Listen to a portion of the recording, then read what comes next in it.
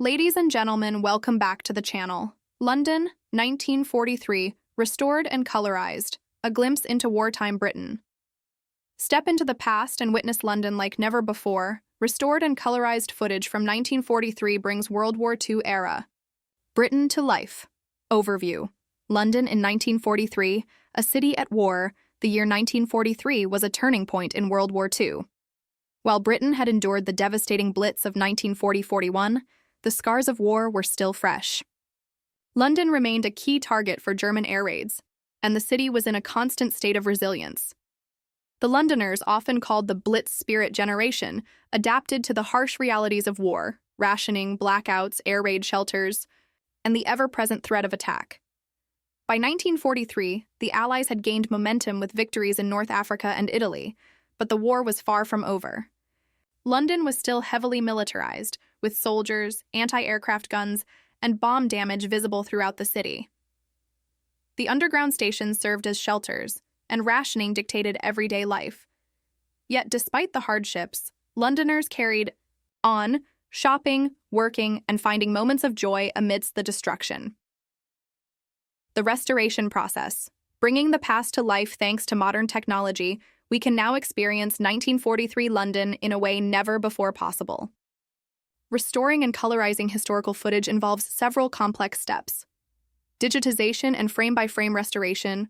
Old film reels often suffer from degradation, scratches, dust, and fading. The footage is first scanned at high resolution, and then meticulously cleaned up frame by frame using AI-assisted tools and manual corrections. AI enhancement and motion smoothing. To make the footage more lifelike, AI algorithms analyze movement and fill in missing frames, creating smoother, more realistic motion. This reduces the choppiness often seen in old films. Colorization.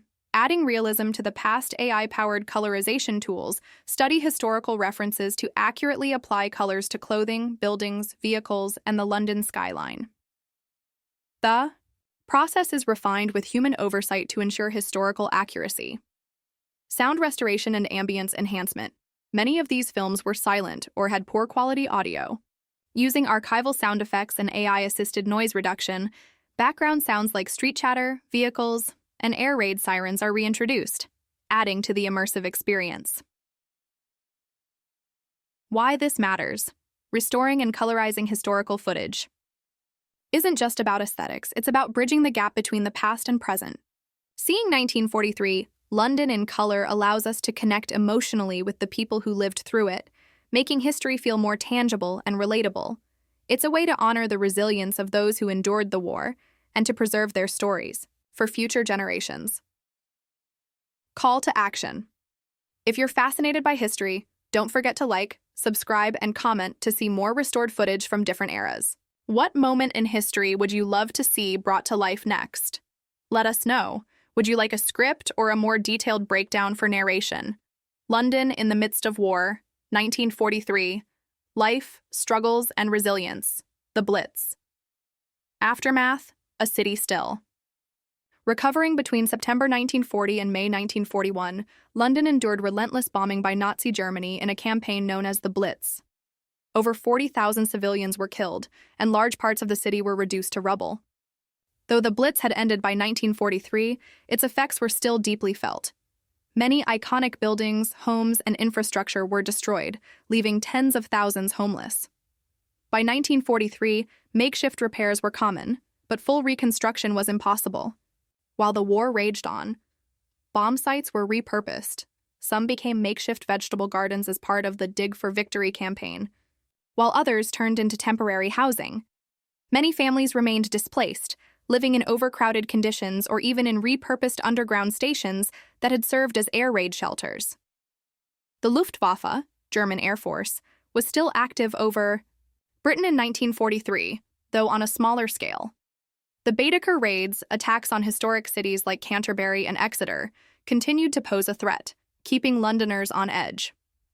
Daily life under war conditions. Despite the destruction, Londoners adapted to life under wartime restrictions. The British government had introduced several measures to ensure survival and support the war effort. Rationing. Making every meal count food was strictly rationed, with citizens receiving limited amounts of essentials like meat, sugar, and butter. By 1943, rationing had become stricter due to U-boat attacks on supply ships. People relied on creative cooking. Carrot-based desserts, powdered eggs, and Spam became everyday staples. The Dig for Victory campaign encouraged people to grow their own vegetables in parks and backyards. The Ministry of Food published recipes to help families make the most of their limited supplies. Blackouts and safety measures. To prevent German bombers from targeting the city, strict blackout regulations were enforced. No lights could be visible at night.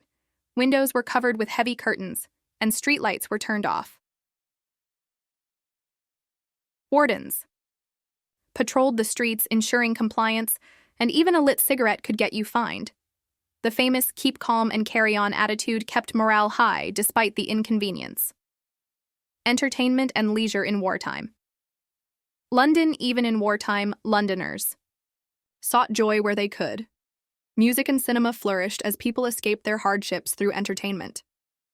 Films like In Which We Serve, 1942, boosted national pride. Dance halls and jazz clubs remained popular, giving people a sense of normalcy. Football and other sports continued, though many professional players were serving in the military. Women. In war, the backbone of the home front and beyond by 1943, women had taken on crucial roles in every aspect of the war effort. The absence of men on the front lines meant they had to step up like never before. Women in factories and industry. The Women's Land Army worked in agriculture, replacing male farm workers and keeping Britain fed. Thousands worked in munitions. Factories, producing bullets, bombs, and aircraft components, dangerous jobs that exposed them to toxic chemicals. Women worked in shipyards, engineering, and construction, proving their ability in traditionally male-dominated fields. Women in the military. Women played an active role in Britain's armed forces, though they were not allowed in direct combat. The Auxiliary Territorial Service, ATS, employed women as radar operators, anti-aircraft gunners, and drivers. The Women's Royal Naval Service, WRENS, worked in shipyards and code-breaking operations. The Air Transport Auxiliary, ATA, had female pilots ferrying aircraft between air bases. Intelligence and Resistance. The Special Operations Executive, SOE, trained female spies and saboteurs, many of whom were parachuted into Nazi-occupied Europe to assist resistance movements. Codebreakers at Bletchley Park, including Joan Clark, played a key role in deciphering German messages. The spirit of Londoners in 1943. Despite the hardships, Londoners never lost their resolve. Their ability to adapt, endure, and maintain a sense of community was remarkable.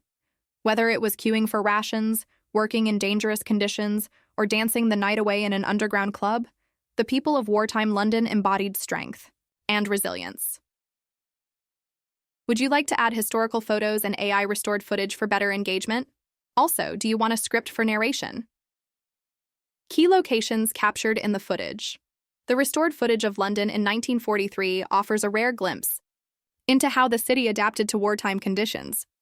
From its most iconic landmarks to its heavily bombed neighborhoods, every frame tells a story of resilience and survival. Trafalgar Square and Westminster. Icons under siege. Trafalgar Square, the heart of London's morale. Trafalgar Square, usually bustling with tourists and locals, had become a place of wartime rallies, fundraisers, and military parades by 1943. Nelson's Column, one of the city's most famous monuments, remained standing despite bomb damage to nearby buildings. The fountains were drained at times to prevent water from being used for firefighting in case of bombings.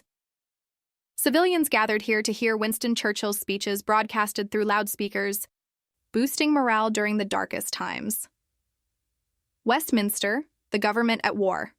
The Palace of Westminster, Houses of Parliament, had suffered bomb damage, but it remained the political nerve center of Britain. Nearby 10 Downing Street, Churchill's headquarters had extra security, blackout curtains, and reinforced protection. St. Margaret's Church, adjacent to Westminster Abbey, took a direct hit from a German bomb, leaving visible scars.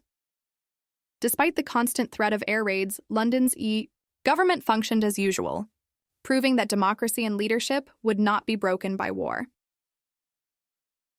The Thames and Docks. the lifeline of the war effort. The River Thames. A strategic artery. The Thames was more than just a scenic river.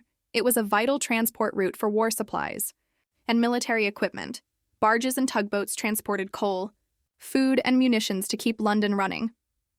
The riverbanks were lined with anti-aircraft guns to protect against German bombers. Smoke screens were sometimes deployed along the Thames to obscure strategic targets from enemy planes. The London Docks. War logistics at its core. Before the war, London's docklands were among the busiest in the world, handling imports from across the British Empire. But by 1943, they had been devastated by heavy Luftwaffe bombing, especially during the Blitz.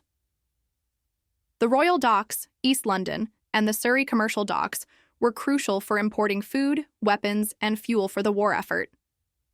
Many warehouses were destroyed, leading to supply chain disruptions. However, dock workers, known as heroes of the home front, worked tirelessly to keep operations running.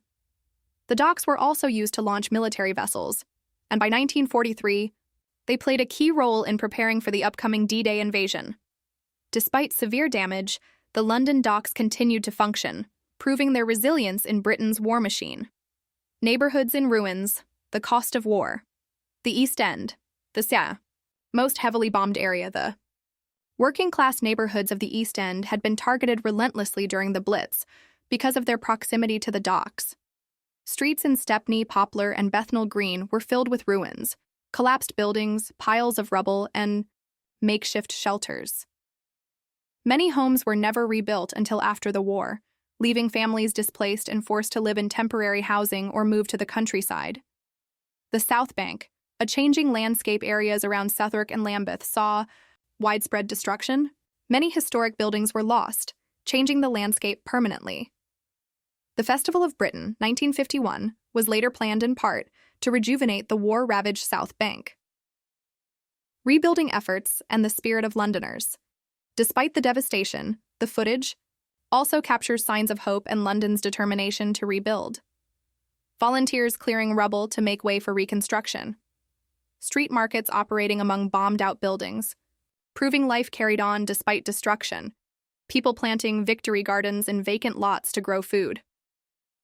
Conclusion: a city that would not fall. London in 1943 was a city of resilience. From Trafalgar Square's unwavering morale to the battered East End, the footage tells the story of a people who refused to be broken. This restored glimpse into history allows us to see wartime London not just as black and white photos, but as a living, breathing world. The war effort and military presence, 12 Acciudes 18. As the war raged on in 1943, London remained at the heart of the British war effort. The city wasn't just a place of government and civilian life. It was a military hub, filled with soldiers, defenses, and preparations for the battles to come. The streets were lined with British troops, American allies, and wartime propaganda, all playing a role in the fight against Nazi Germany. British soldiers and the Home Guard, defending the capital British Army presence in London. By 1943, large numbers of British soldiers were stationed in London, both as part of defensive units and as troops preparing for deployment. Many of them patrolled the streets, maintaining order and ensuring wartime security. Guarded key infrastructure, including government buildings, bridges, and railway stations, to prevent sabotage. Were seen moving through train stations like Paddington and Waterloo, heading to ports for deployment. The Home Guard, Britain's dad's army. The Home Guard, made up of older men and those unfit for active service, played a critical role in protecting London. They manned anti-aircraft defenses, patrolled the streets, and acted as a backup force in case of invasion. Despite being poorly equipped compared to regular soldiers, they trained with makeshift weapons and even practiced urban warfare drills in case German paratroopers landed. The footage captures them in streets and parks, practicing drills with rifles, sandbags, and barricades. The Home Guard became a symbol of resilience, proving that everyone, regardless of age, had a role to play in Britain's defense. American troops in London. Preparing for D-Day. By 1943, London had become a major base for American forces preparing for the planned invasion of Nazi-occupied France. The presence of U.S. troops brought a new energy to the city, along with cultural exchanges, music, and friendships. Why were American troops in London?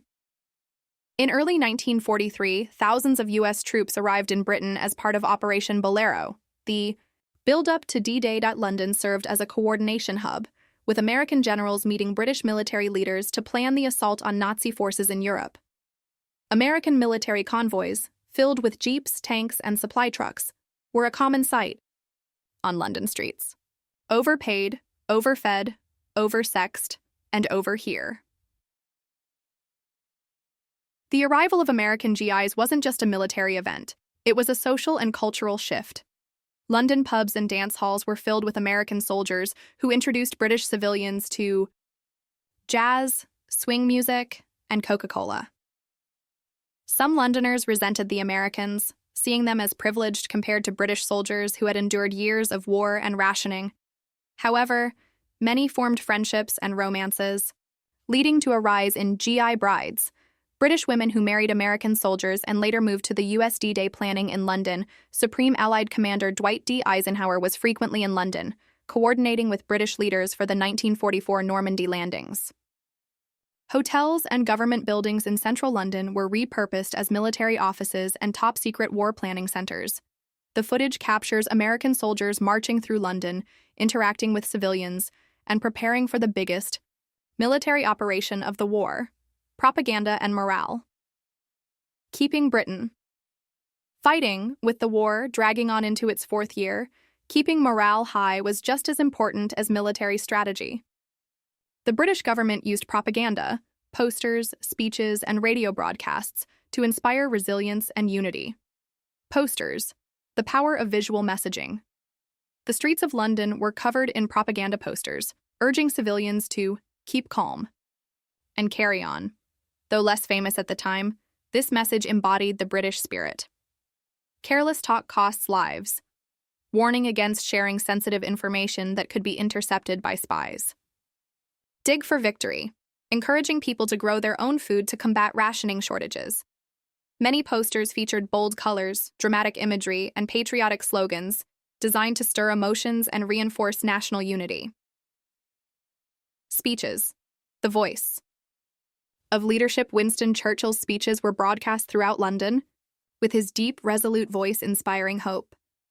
Public speeches and radio messages reassured Londoners that victory was coming, even as the war dragged on. Footage from 1943 captures crowds gathered around public radios and loudspeakers, listening intently to war updates. The role of the BBC. A lifeline of information. The BBC became a crucial tool for war propaganda, delivering news updates, motivational programs, and even entertainment to keep spirits high. Radio broadcasts were carefully crafted to balance truth and optimism, ensuring that Londoners stayed informed without losing hope. Conclusion: a city steeled for victory. 1943, London was more than just a city. It was a military stronghold, a planning center for global operations, and a symbol of defiance against Nazi Germany. The presence of soldiers, the camaraderie of British and American forces, and the government's efforts to keep morale high all played a part in the eventual victory. The restored footage brings this history to life, allowing us to see the determination, hardship, and resilience of wartime Londoners like never before. The social and cultural scene in 1943. Despite the hardships of war, London in 1943 remained a city filled with life. Entertainment, fashion, and social gatherings didn't just continue, they adapted. From theaters and jazz clubs keeping spirits high to tube stations doubling as air raid shelters, Londoners found ways to maintain a sense of normalcy in extraordinary times. Entertainment. Amidst the war, theaters, jazz clubs, and wartime cinema theaters and West End performances. London's theatre district, the West End, continued to operate despite wartime blackouts, rationing, and bomb damage. Popular plays and musicals provided a much-needed escape from the war. Performances were often interrupted by air raid sirens, forcing actors and audiences to take cover before resuming the show. Comedies and patriotic productions were in high demand, helping to lift spirits. Famous venues like the London Palladium and Theatre Royal Drury Lane still hosted performances, proving that the show must go on, even in wartime. Jazz clubs and dance halls, London's nightlife. During the war, despite the blackouts and bombings, London's nightlife thrived, especially in jazz clubs and dance halls. American GIs brought the booming jazz and swing scene to London, introducing British crowds to lively, energetic music. The Rainbow Room and Café de Paris were popular spots where Londoners danced to live big band music. Wartime romances flourished, with British women and American soldiers sharing dances before deployments. Dancing wasn't just entertainment, it was a form of defiance, showing that the British spirit could not be crushed. Wartime cinema, Hollywood and British film industry movies provided a temporary escape from the war, and cinemas remained packed in 1943. Patriotic war films like In Which We Serve, 1942, and The Life and Death of Colonel Blimp, 1943, reinforced British resilience. Hollywood films were popular among both British and American troops, with stars like Humphrey Bogart and Bette Davis becoming household names. Londoners often watched newsreels before films, showing footage from the front lines and boosting public support for the war effort. The restored footage captures lines outside, theaters, couples dancing to jazz, and the flickering lights of projectors illuminating the war-weary faces of Londoners. Underground life, how the Tube became an air raid shelter and community hub. When the Blitz hit in 1940, thousands of Londoners sought safety in the city's underground stations. Even by 1943, many still used the Tube as a refuge during bomb raids. Life in the underground shelters, families carried blankets, pillows, and food into Tube stations, transforming them into makeshift homes. Some stations even had canteens and medical aid posts, offering tea, food, and basic health care. People slept on platforms, stairways, and even inside train tunnels, with some staying underground for days during heavy bombing campaigns. The spirit of underground communities. The Tube stations weren't just shelters, they became social hubs, where people shared stories, sang songs, and formed friendships. Some stations hosted performances, with musicians playing for crowds to keep morale high. Children played games, and volunteers provided books and reading materials to pass the time. While the fear of bombings was ever present, the footage captures moments of warmth, camaraderie, and resilience deep beneath the city streets. Fashion and style, wartime rationing and creativity clothing. Rationing and make do and mend. With fabric and materials redirected for the war effort, fashion in 1943 was about creativity and practicality. The British government introduced clothing rationing in 1941, meaning people had to be careful with their wardrobes. The Make Do and Mend campaign encouraged women to repair, alter, and repurpose old clothes instead of buying new ones. Dresses were often shorter and simpler, using less fabric to conserve. Resources. Utility clothing. Government-approved fashion. The government introduced utility clothing, affordable, ration-friendly designs that were practical yet stylish. Dresses, suits, and coats followed strict fabric limits, reducing waste. Zippers and buttons were minimized, and decorative details were removed to conserve materials. Stockings became scarce, leading women to paint their legs with tea or gravy browning to mimic the look of nylons. Men's fashion, military influence. Many men wore military-style suits, inspired by army uniforms. Hats and trench coats remained popular, offering both practicality and style. Despite restrictions, Londoners refused to let the war dull their sense of fashion. The footage reveals a city where people took pride in their appearance, proving that even in wartime, style and dignity endured. Conclusion: the unbreakable spirit of wartime. London, from the theaters of the West End to the jazz clubs of Soho, from the tube station shelters to the ration-friendly fashion trends, London in 1943 was more than just a city at war. It was a city full of life, resilience, and defiance. The restored footage brings these moments to life, allowing us to see the joy, hardship, and determination of Londoners as they carried on through one of history's darkest chapters. Technology behind the restored footage. The restoration of historical footage is more than just an aesthetic upgrade. It is a powerful way to connect modern audiences with the past. Thanks to advancements in AI, 4K restoration, and audio enhancement, we can now see 1943 London in stunning clarity, as if stepping into a time machine. This section will explore how these technologies work, why they matter, and how they transform our understanding of history, colorization, and 4K restoration, how AI brings 1943.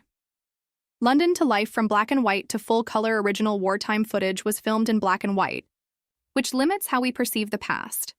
AI-based colorization analyzes shades of gray and applies realistic colors based on historical data, ensuring authenticity. Archival research is key. Restoration experts reference wartime uniforms, street signs, and advertisements to get accurate color tones. Upscaling, making the past sharper than ever. Many wartime films were recorded on grainy, low-resolution film, making details hard to see. AI removes noise and sharpens images, restoring fine details, like facial expressions, shop signs, and building textures. Frame rates are often smoothed out, reducing the unnatural, choppy movement found in early films. The result? A crystal-clear, full-color experience that makes 1943 London feel real and immediate, as if we were walking its streets ourselves. Audio enhancements, reviving the sounds of the past, bringing back the voices of history. Many wartime films were silent, or had only background music. AI techniques can analyze lip movements and synchronize voice actors to bring dialogue back to life. Archival audio, like radio broadcasts and Churchill's speeches, can be cleaned up and enhanced, allowing us to hear them with greater clarity. Recreating the soundscape of 1943. London, by studying historical records and layering sound effects, restorers can rebuild the audio atmosphere of wartime London. Why it matters. The impact of seeing history in vivid detail. 1. Bridging the gap between past and present. Many younger generations struggle to connect with black and white footage, seeing it as distant and abstract. Colorization and restoration. Make history feel modern, allowing viewers to relate to the people in the footage. Preserving history for the future. Old films degrade over time, with scratches, dust, and missing frames. AI restoration saves these invaluable historical records before they are lost forever. A deeper emotional connection. Seeing Londoners in color, hearing their voices, and watching their daily lives unfold creates a powerful, emotional impact. We no longer see them as distant figures. We see real people, living through history in a way we can now truly understand. Conclusion. A new perspective on wartime London. Thanks to modern AI and film restoration, we can experience 1943 London like never before, not just as a historical event, but as a living, breathing world. The colorized, enhanced footage doesn't just show us the past, it lets us step inside it. The legacy of wartime London. The impact of World War II on London didn't end in 1945. It shaped the city we know today. From rebuilding efforts to lasting cultural changes, the war left a deep imprint on London's identity. In this section, we'll explore how the war influenced modern London's landscape and infrastructure. Stories from survivors and families who lived through it. A comparison between 1943 London and the city today. What has changed and what remains the same. How the war shaped modern London. Rebuilding a city in ruins. By 1943, much of London was still scarred from the Blitz, 1940-41. Even though the worst of the bombings had passed, entire neighborhoods remained in ruins. The post-war years brought a massive reconstruction effort that defined modern London. Architectural shifts. Historic areas were rebuilt with more modern designs, giving rise to new styles of urban planning. Skyscrapers and high-rise apartments replaced older homes destroyed by bombs. The construction of new public spaces and roads changed the city's layout forever. One of the biggest wartime legacies was the creation of London's Greenbelt, an idea shaped by the destruction of old neighborhoods, leading to more parks and green spaces in the rebuilt city. The London Underground, from shelter to expansion. During the war, London's tube stations served as bomb shelters, saving countless lives. After the war, the underground system expanded to serve a growing city. Some stations closed or were repurposed, but many still bear the marks of wartime life, with old bunk beds and murals hidden in tunnels. The experience of using the tube as a shelter created a stronger sense of community among Londoners. Economic and social changes. The war accelerated major social shifts. Women in the workforce. The necessity of women taking on factory and military roles during the war paved the way for greater gender equality in post-war Britain. The NHS, National Health Service. The hardships of the war reinforced the need for better health care, leading to the creation of the NHS in 1948. Immigration and diversity. After the war, London welcomed workers from the Commonwealth to help rebuild, making it one of the most diverse cities in the world today. Stories from survivors and families who lived through it. To truly understand the war's legacy, we must hear from the people who lived through it. Many wartime Londoners have shared their memories, offering powerful insights into daily life in 1943. Personal testimonies. Children of the Blitz recall sleeping in tube stations, clutching gas masks, and hearing bombs fall at night. Women who worked in munitions factories describe the hardships and pride of supporting the war effort. Soldiers and Home Guard members share stories of defending the city and preparing for D-Day alongside American allies. The emotional toll of war survivors often speak of the fear of air raids and the trauma of losing loved ones. The spirit of unity, how people looked out for each other, shared food, and found joy even in dark times. The post-war struggles of rebuilding families and neighborhoods from the rubble, including interviews, letters, or recordings from survivors in the video, could add an emotional depth that connects viewers to history on a personal level. London then versus now. How much has changed? A visual journey. Then and now. Landmarks like St. Paul's Cathedral survived the war and still stand as symbols of resilience. Rebuilt neighborhoods like the Docklands, once a key wartime supply hub, are now thriving business centers. Air raid. Shelters beneath the city have been transformed into museums or hidden historical sites. Cultural legacy. Even today, reminders of wartime London remain. Remembrance traditions like VE Day celebrations and poppy wearing for remembrance. Sunday keep the memory of what II alive.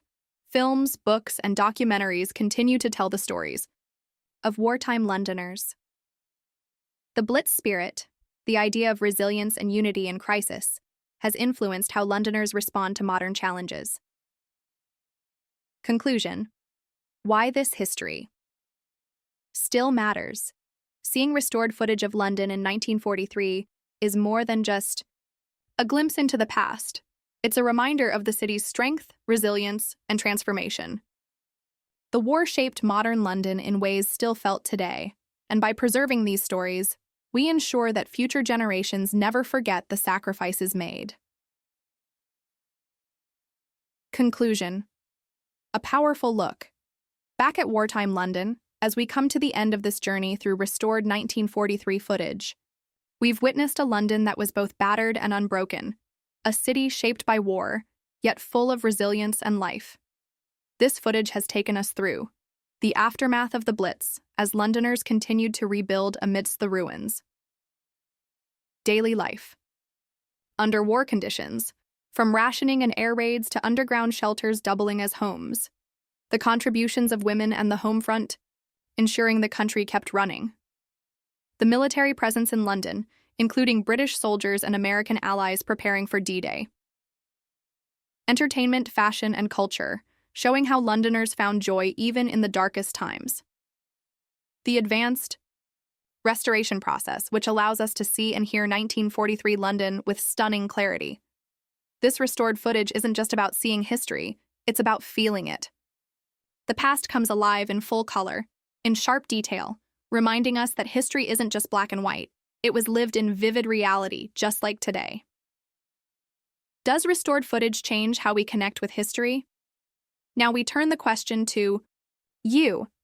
Does seeing this footage in color and high definition help you connect with the past in a deeper way? Did any particular moment stand out to you? Do you think historical restorations like this should be done for more wartime footage? Let us know in the comments. We'd love to hear your thoughts. Join us in preserving history. If you enjoyed this journey into the past, help keep history alive by liking this video, It helps more history lovers discover it. Subscribing to the channel for more historical deep dives and restorations. Sharing this video with friends and family who love history. Thank you for watching, and as always, history is best when it's remembered. See you in the next video.